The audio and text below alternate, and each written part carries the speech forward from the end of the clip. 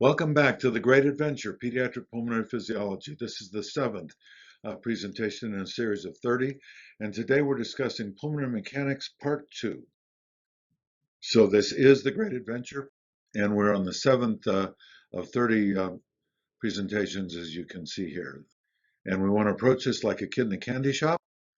Remember that the distribution of ventilation within the lung, so we have many regions of lungs with many regions of the lung with varying VQs, varying distribution of ventilation, is basically only due to two things. Decreased extensibility, that is stiff areas of lung, and I think you can imagine that if you're an air molecule here and you're inhaled, you're more likely to go here than here. And airway obstruction, again, air molecule more likely to go here than here. We talked about compliance or distensibility last time, so I want to talk about airway obstruction or airway resistance today. So we're going to talk about two topics really, airway resistance and time constant, something we haven't considered yet, but is important as you will see. So airway resistance. Resistance equals change in pressure over flow. If you have a tube, in order to have flow between that through that tube, the pressure has to be different on one end than the other. If the pressure is the same on two ends of the tube, there is no flow. All right. So for example, here we have flow going in this direction, right? And we have this is a water manometer is what this is meant to be. So we have a little bit of a narrowing, which means we have low resistance, right? And you can see that to get flow through there, the pressure has to be a little bit higher, right? So a little bit more pressure there than over here. If we narrow this tube, i.e. increase the resistance, then the pressure required to generate flow through that is much greater. And you can see here. And of course, if we really narrow it or increase the flow through a narrow tube, then the pressure required to go through it is even greater. So we talked about the pressure walk before in terms of uh, where we're looking at, and generally speaking in resistance, we're most concerned with the airway. So this is going to deal with the pressure of mouth pressure minus alveolar pressure. For more than one resistance in series, okay? Now, in series means that, for example, you go through large airways and then small airways, one after the other. A molecule goes through one after the other. So for more than one resistance in series, resistances are additive. So if we want total airway resistance, for example, it's going to be equal to the resistance in the large airways plus the resistance in the small airways. We sometimes talk about conductance, which is abbreviated G. Don't ask me why, because it's not the first letter in the alphabet, C for conductance. But G is 1 over airway resistance, would be airway conductance, or GAW. All right. And for conductance in series, uh, the reciprocals are additive. So in this case, 1 over airway conductance equals 1 over large airway conductance plus 1 over small airway conductance. Now we can also have airway resistance in parallel. So for example, we can have some air molecules going to the right lung, some going to the left lung. So total airway resistance, okay, in this case, in parallel, the reciprocals are additive. So 1 over total airway resistance equals 1 over resistance to the right plus 1 over resistance to the left, right? So in parallel, that is, for example, one going to one side, one going the other, the resistances are additive. And of course, since conductance is the reciprocal of resistance, conductances are additive in parallel. Now, if we have extra pulmonary airway obstruction, so let's say somebody has large adenoids, for example. So when they take a breath, they have to breathe through a narrow airway that's outside the chest. All right. To do so, to get air through this obstruction, they have to generate a negative inspiratory pressure. This means that some parts of the airway, okay, outside the chest, the pressure inside the airway is going to be less than the pressure outside, and one can get dynamic compression or collapse of the airway. During exhalation, it's the opposite. You have to generate a positive pressure here, and in fact, that's going to dilate the airways. So extrapulmonary airway obstruction is an inspiratory problem, and clinicians are familiar with stridor, a sound that can be heard during croup or during upper airway obstruction. Um, and that's heard during inspiration.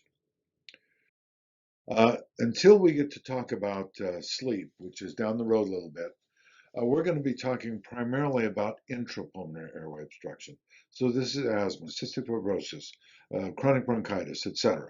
In intrapulmonary airway obstruction, when you inspire, you're drawing a negative pressure, which actually is opening up these airways inside the lung. However, when you exhale, okay, we now have to cross this obstruction here. The pressure inside the airway is going to be less than the pressure outside, and so you're going to get compression. So intrapulmonary airway obstruction is an expiratory problem. It's not an issue, particularly during inspiration. And again, clinicians know that in asthma, for example, or cystic fibrosis or chronic bronchitis, you hear wheezing and expiratory sound, indicating intrapulmonary airway obstruction. Remember that airway size changes. So during inspiration, for example, you've got increased elastic recoil on airways, so airway caliber is larger than during exhalation, right? Airway caliber changes depending on overall lung volume, predominantly because of elastic tissue. And this is just a picture, a photomicrograph of an airway to show you how it's kind of connected by these alveolar walls that radiate out almost like spokes. And these contain elastic tissue, which to help to hold this airway open. Okay, so that's the thing that's going on here. And I think you can see that if you inspire, the force on these structures is greater, and it's going to open this airway up more. Conversely, if you exhale, it's going to make this airway smaller. So here's the situation we have during breathing. During inhalation, your airway is more open, okay? And if there's a little bit of an obstruction here, it's not as big a problem as during exhalation when your airway is smaller, all right? I think you can see here, this is going to be more of a problem. Might cause a sound like wheezing, whereas this one probably wouldn't. Sometimes the obstruction can be so severe that you can get airflow in during inspiration, but you can't get it out during exhalation. So this causes hyperinflation, which is not uncommon in severe airway obstruction. Complete airway obstruction actually causes atelectasis, and we did talk about this previously when we talked about absorption atelectasis. So complete obstruction, you basically get absorption of the air beyond this obstruction, and you get atelectasis or lung collapse. We're not really going to deal with that particularly from this point on. The airways tend to be quantitated or numbered based on generation. So the trachea is the single largest airway in the body, and that's generation number 1. So the trachea bifurcates to the main stem bronchi, and these become generation number 1. And this goes all the way out to, most textbooks will say, 23 generations, which are right adjacent to alveoli. So generations 0 through 16 are conducting airways, and this means that by definition, no gas exchange occurs across that surface. So that's trachea, segmental bronchi, and non-respiratory bronchioles. Generations 17 through 23 are so-called respiratory bronchioles, where gas exchange does occur across the airway surface, and these are the smaller airways. What happens to airflow velocity and airway resistance in these different airways? So if we look at the diameter of airways from the trachea out to the peripheral airway, obviously the trachea is the largest airway in the body, and it falls off in a somewhat exponential sort of fashion. However, if we look at the total cross-sectional area of each generation, yes, the trachea is the largest airway in the body, but there's only one of them, all right? Mainstem bronchi are each slightly smaller than the trachea, but there are 2 of them, so the total cross-sectional area is a little bit bigger. And if we carry this out to peripheral airways, out here adjacent to the alveoli, normal adults have about 500 million of these airways. Even though they're very small, the total cross-sectional area is huge. So flow is the amount of gas movement in liters per second. Velocity is the speed of gas movement, i.e., how fast are molecules moving, for example, centimeters per second. So flow equals velocity times the total cross-sectional area. Okay, total cross-sectional area is going to give us times velocity is going to give us flow. So I want you to imagine an analogy here for a second. All right, so let's imagine that the airways are like a river. And we have a river in which there are no tributaries in or out for a while. Okay? And so we start by looking at this river at this scenic point here. So we're up here at the waterfall. The whole river has to go through this narrow spot here in the waterfall. Okay, so this is a decreased total cross-sectional area. So for all the water to go through there, that water has to be moving very rapidly. All right. So if I'm standing up here on the side, all right, and I throw a leaf into that water, it's gone. All right. Because that water is moving very rapidly in order to get the flow, that is all the water, past this point in a certain period of time. Now we walk down 5 miles or so. The whole river is spread out into a huge bog, a mile across. Okay, huge swamp or bog of water, huge total cross-sectional area. Now, the same amount of water has to pass my point standing next to the bog as it did standing next to the waterfall.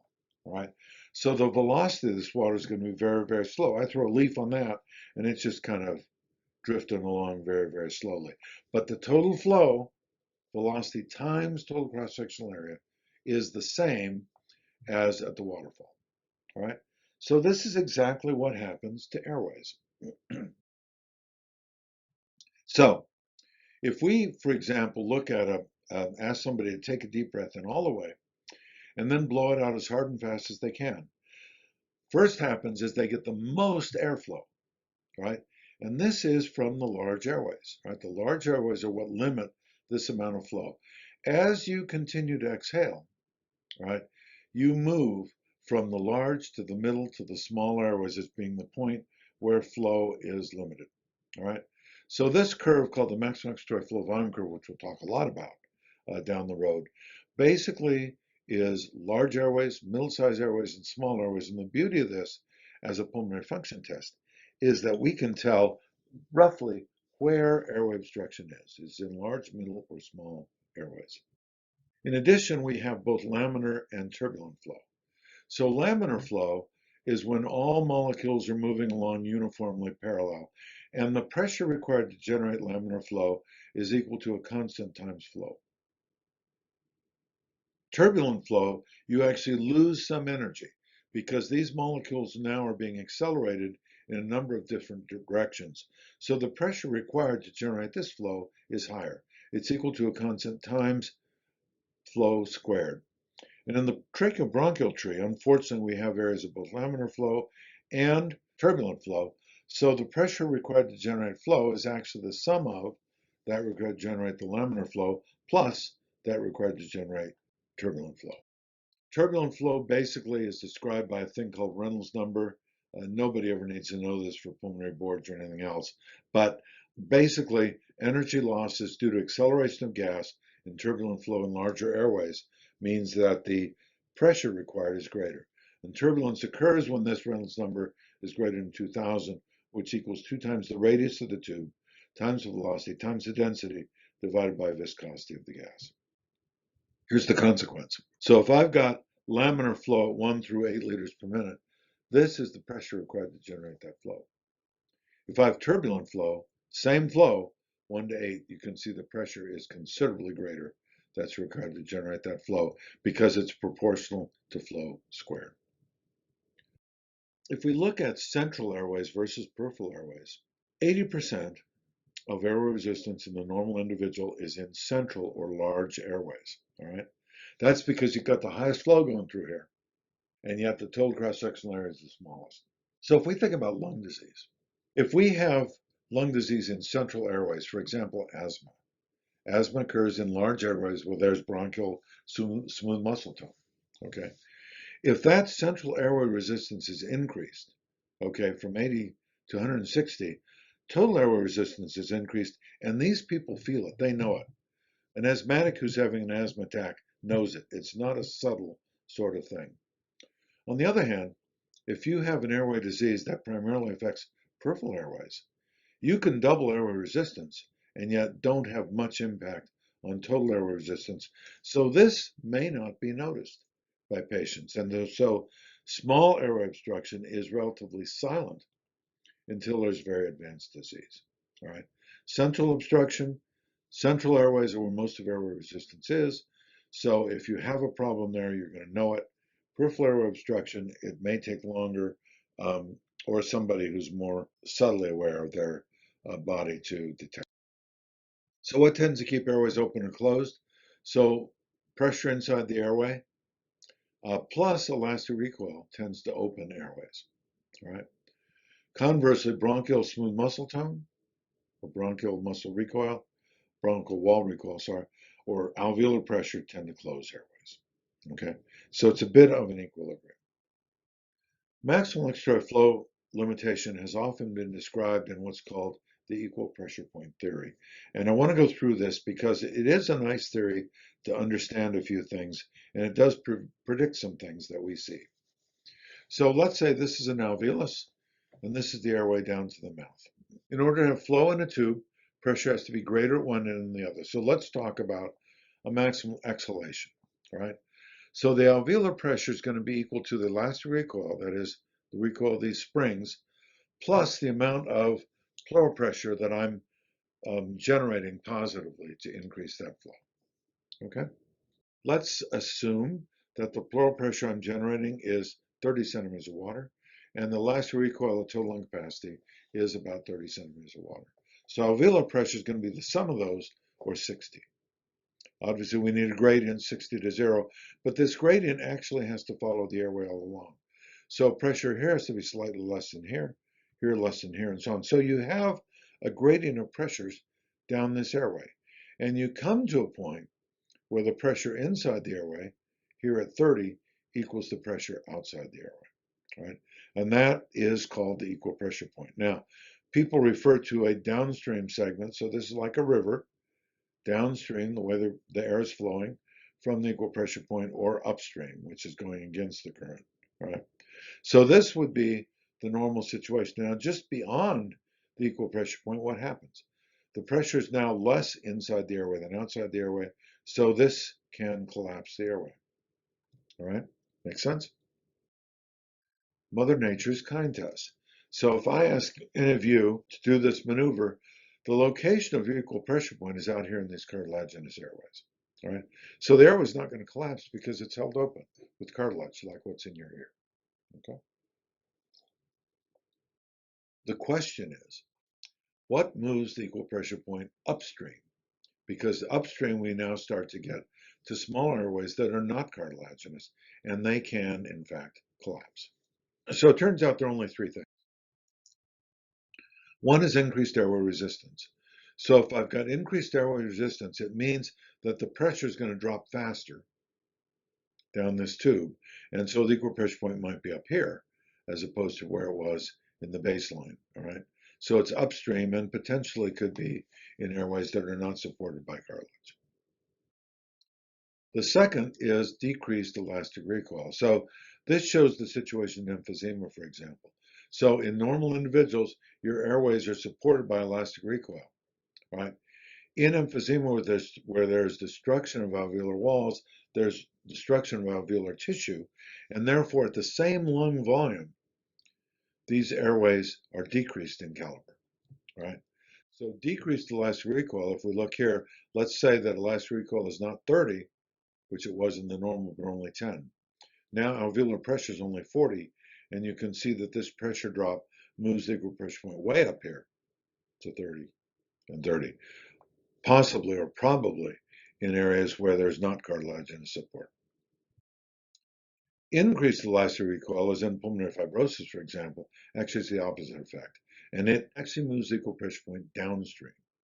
So if we had elastic recoil that was greater, let's say pulmonary fibrosis, for example, alveolar pressure is greater, and the equal pressure point then is down here compared to what it was in the original situation. And finally, what moves the equal pressure point upstream is decrease in lung volume. As you decrease lung volume, you decrease the caliber of these airways, right? And you increase resistance because the airways are smaller. Basically, the three things that move the equal pressure point upstream are increased airway resistance, decreased elastic recoil, and decrease in lung volume.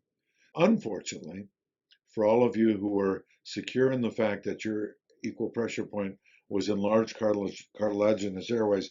When you start that maximal exhalation, as you to continue to exhale, your equal pressure point is moving upstream, and eventually will get to a point where collapse of non-cartilaginous airways will occur. Again, this is reflected in this pressure maximal expiratory flow volume curve, and I'll show you why that's the case in just a second. This is an experiment called the isovolume pressure flow curve. So what was done is individuals were asked to do a number of expiratory maneuvers, from a forced expiratory maneuver as hard and fast as you can to a relatively gentle exhalation. And what was measured then was lung volume and flow, okay? And also an esophageal pressure balloon was in place, so they measured esophageal pressure. Then what they did was take an isovolume point, that is the same volume for all of these maneuvers, and we now have paired measurements of the flow and the pressure and replotted that. For example, at high lung volumes, basically if you increase pressure, increase flow, increase pressure, increase flow, increase pressure, increase flow. If we go down a little bit to a lesser lung volume, what happens is that initially we increase pressure, increase flow, but we get to a point where that no longer occurs. So in middle-sized airways, you get to a point where even though you try harder, you don't get any more flow. And here at low lung volumes, it happens even sooner, as you can see.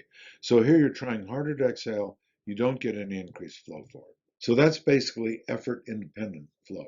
This is just a different picture of the same sort of thing. So again, you can see here at low lung volumes, it flattens off. All of this increased pressure, no change in flow. Likewise here. Basically, it's so-called effort dependent. That is, the more effort you put into it, the more flow you get. This is effort independent. That is, the more flow you generate, or more pressure you generate, you don't get increased flow for that. The other thing that's important is that not all airways close at the same time. So this, you've probably seen things like this on television at sporting events, notably the Super Bowl, the halftime of the Super Bowl, where all of a sudden the stand is lit up by flashbulbs, all these people taking pictures. This is analogous to what's happening in the airways, okay? So here you've got a flashbulb, you know, here one, here, etc. They're not all going off at the same time. Airway closure is the same way. They're not all closing at the same time. So you can have continued flow even though some airway closure has started. So you got one closing here. What this does tell us is that maximal expiratory flow limitation, okay, there is a maximal expiratory flow at each lung volume which cannot be exceeded with increased effort. Remember that part of the curve was flat. And this maximum expiratory flow is determined by mechanical properties of the lung. Lung compliance, i.e. elastic recoil, and airway resistance. Airway closure, is it always bad? Well, no. Airway closure prevents further exhalation. And exhalation is a decrease in lung volume. So airway closure preserves the lung volume even after maximal exhalation. And it permits continued gas exchange. If you could completely degas your lung on every breath, it means for 2/3 of your respiratory cycle, which is what you spend in exhalation, all right, you would have collapsed lungs and you'd have a right to left shunt. Blood would be going through lung without coming in contact with the gas exchange surface. That is not a way you want to live. So fortunately, a residual volume and inability to completely empty your lungs maintains gas in the alveoli so that gas exchange can continue even after a normal exhalation. So residual volume is your friend. However, if it's increased, then that's hyperinflation, and that's pathologic. What are causes of airway obstruction? So increased airway resistance, and the things that we tend to see are bronchoconstriction, airway inflammation, mucus plugging, extrinsic compression of the airway, and foreign bodies in the airway. Also decreased elastic recoil as in emphysema. So bronchoconstriction, we're familiar with asthma, for example. So you can have an asthmatic airway if bronchoconstriction occurs. That narrows the airway even further. Bronchosmooth muscle tone is basically responsible for maintaining the caliber or patency of large airways. And as you know, bronchoconstriction, it's basically a balance Bronchoconstriction is parasympathetic stimulation. Bronchodilation is beta sympathetic stimulation. And these are ordinarily in balance. If they get out of balance this direction, parasympathetic outdoing beta, you get bronchoconstriction.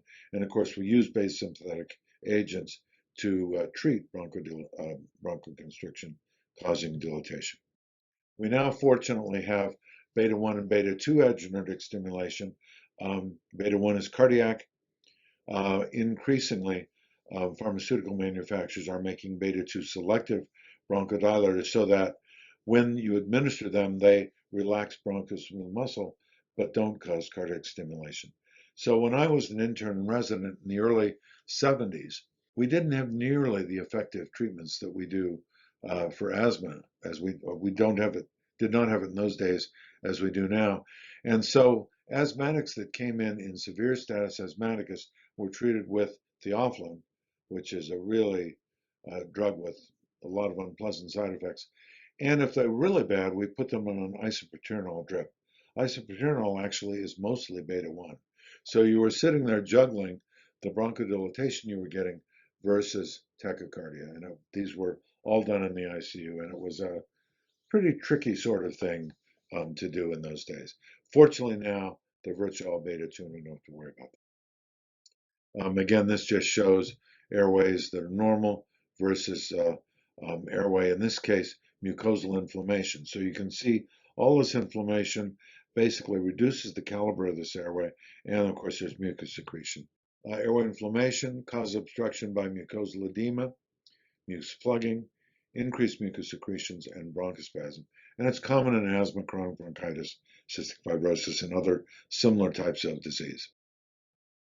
We can also get airway obstruction from extrinsic compression of the airways. Tuberculosis or cancer can enlarge lymph nodes around airways that can compress the airway from outside. The wimpy heart, we'll be talking about the wimpy heart versus the majestic and elegant lungs over the course of this series, but oftentimes heart disease enlarges the right atrium, pulmonary artery, etc., which can compress airways as well. Obviously, there can be things in the lung, mucus, and so on that cause obstruction. There can also be foreign bodies, and those of us in pediatrics are familiar with toddlers, especially sometimes babies, aspirating something. So non-pediatricians may be puzzled by the fact that sometimes babies, 6-month-old, something like that, 9-month-old, all of a sudden ends up with an aspirated coin or piece of plastic or something like that. They're not usually in a position they can chase these things down. So how does this happen? It's usually their well-meaning 3 or 4-year-old brother or sister that wants to feed them this coin or whatever that ends up causing that degree of aspiration. Emphysema is the other mechanism here.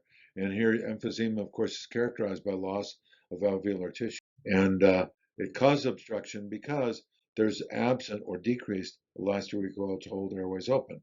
And therefore, these airways, even the same lung volume, are going to be smaller than in the otherwise normal individual. Just to summarize this part, the distribution of ventilation is due really to only two features: decreased sensibility or airway obstruction. Decreased sensibility, obviously, is stiff lungs. Small lung volumes are difficult to inflate.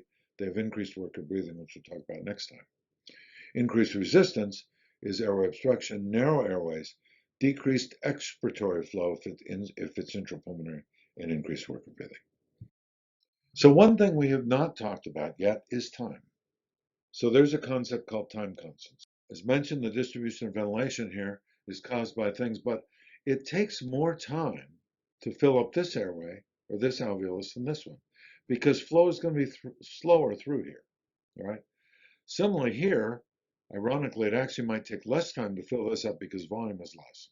So distribution of ventilation is affected by the time it takes airflow to fill up a region of lung. And the time required to fill a region of lung is determined by compliance and resistance. So time constant, which is generally written as the Greek letter tau, equals compliance times resistance. So this is an engineering concept that for a step change in pressure, flow will respond as a sine wave.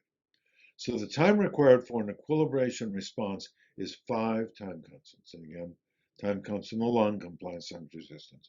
Here we have 1 time constant. It'll take 5 for a complete equilibration to occur. So let's look at what this means. So here we have a situation where between these two sides of the lung, resistances are equal and compliance is equal. The product, resistance times compliance, is equal both sides, right? Or the time constant is equal both sides. And if you take a breath of air, all right, there's an equal chance that molecules will go into this side as this side, because the airways are equally open and they're equally distensible. Now let's assume that we have an area with increased airway resistance. If you take a breath, more air is going to go in here, or certainly the air is going to go in here first, and then we'll go in here to fill this up. In this case, this time constant is greater than this. It's going to take more time to fill up that alveolus. Now, if we look at this time constant, here we have decreased compliance, stiffer lungs, right? So the time constant is actually decreased, which means this lung is going to fill faster. Why? Because there's decreased volume. You've got decreased sensibility. You're not going to put as much air in here. It doesn't take as long to happen. This is meant to be a highly compliant lung like emphysema. So in this case, the time constant is increased, and it's going to take longer to fill this. Now, the reason it's going to take longer is because there's increased compliance. So for the same pressure, you're going to get greater volume, and it's going to take longer for that extra volume to get into that lung. Now, this is a situation like emphysema. We have airway obstruction and increased compliance. So here the time constant is going to be very much greater. So it would take a very much longer time to fill this than it would the normal situation. There's a principle in pulmonary mechanics called first in, first out. And what this means is that lung regions with the best ventilation fill first on inspiration and empty first on exhalation. So lung regions with decreased resistance are going to fill rapidly because there's increased flow. Lung regions with decreased compliance fill rapidly because of decreased volume. Less volume doesn't take as long to fill. Lung regions with decreased time constant are generally the best ventilated, and the best ventilated fill first on inspiration and empty first on exhalation. Airways with decreased resistance fill rapidly, and therefore there's an increased alveolar ventilation. Lung areas with increased compliance have the potential for increased alveolar ventilation, but it takes more time to fill. All right. And because an inspiration is not infinite, lung regions with increased compliance may actually have decreased alveolar ventilation if inspiratory time is too short. So compliance can be either too large or too small for optimal alveolar ventilation. Can you detect non-uniform distribution of ventilation on physical examination? Well, it turns out there's a nifty little device called the stereostethoscope. And if you've got disposable stethoscopes, you can make this actually by putting one stethoscope on one side and one on the other. And if somebody has uneven distribution of ventilation, for example, you can use the stethoscope here, and you may hear that this side, for example, fills first compared to this side using this device. It's kind of fun, and I recommend just fooling around with it sometime, especially in somebody that you know has significant airway obstruction. You will hear some differences in timing. So if we look at the maximum expiratory flow volume curve again, we have large airways, middle airways, and small airways, okay? Now, look at this curve for a second, okay? The slope of this curve, okay, is flow divided by volume. So there is an effort-independent portion of this curve, right? And this describes the maximal flow at each lung volume. So that was the isovolume pressure flow curve, which proved that there was a maximum expiratory flow at every curve, all right? Now, effort-independent doesn't mean you don't need to put effort. You do need to put some effort into it, but if you exceed the flow determined by the isovolume pressure flow curve, you cannot generate any more effort. So flow cannot be exceeded even with increased effort. So this curve, this maximal expiratory flow volume curve, effort independent, is physiologically determined. The slope of this curve is liters per second divided by liters. So we can cancel this. So slope is 1 over seconds, right? So this is actually 1 over the time constant, or 1 over resistance times compliance. So what this means is the slope here is 1 over the time constant.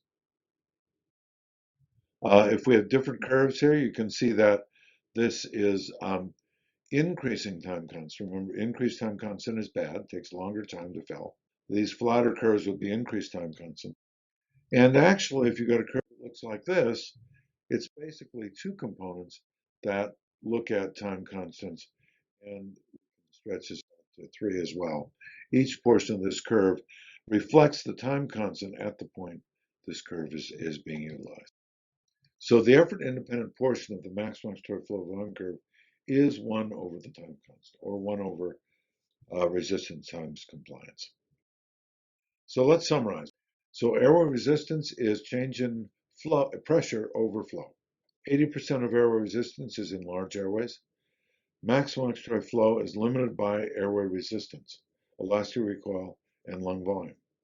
The time constant is resistance times compliance, and the best ventilated regions of lung fill first on inspiration and empty first on exhalation, so-called first in, first out. So decreased sensibility, again, are stiff lungs, small lung volumes, difficult to inflate, increased work of breathing. Increased resistance is airway obstruction, narrow airways, decreased expiratory flow if it's intrapulmonary obstruction, and increased work of breathing. Again, distribution of ventilation, really only by these two things, decreased sensibility or increased airway resistance. So next time, we'll finish off pulmonary mechanics and we'll talk about work of breathing and also the distribution of ventilation, blood flow, and VQ within the lungs. So thanks again to our director producer, Katie Lewinter, and thank you for joining us for the great adventure, pediatric pulmonary physiology.